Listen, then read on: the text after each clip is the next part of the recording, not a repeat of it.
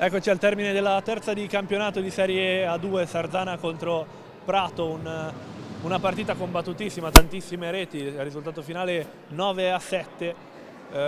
Sarzana che ha aperto le danze, diciamo, con la prima rete, poi si è fatta rimontare, e poi il Prato che ha gestito questo vantaggio fino alla fine del primo tempo e anche per i primi minuti del secondo. Poi il Sarzana ha riottenuto il vantaggio e è riuscito a mantenerlo fino alla fine. Il risultato finale 9-7, siamo con il classe 2009 Giampiero Andreani, che hai segnato anche una delle 9 reti questa sera. Come hai visto la squadra?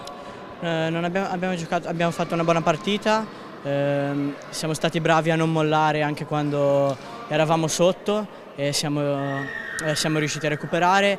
Non è stata una delle migliori prestazioni in fase difensiva, ma in fase offensiva abbiamo giocato molto bene e siamo stati bravi a non mollare. Sì, fase difensiva, diciamo che entrambe le squadre hanno subito tante conclusioni, diciamo, tanti tiri da diverse posizioni, sia da vicino che da lontanissimo. Ora a livello offensivo sì, il Sarzana ha creato tanto e c'è da dire mancavano anche due ragazzi, mancavano Vanello e Ungari.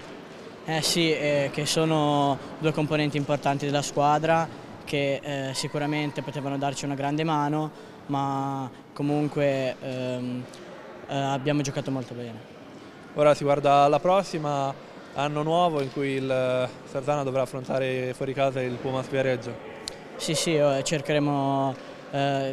continueremo ad allenare e cercheremo di aggiustare in fase difensiva e cercheremo di portare a casa un buon risultato.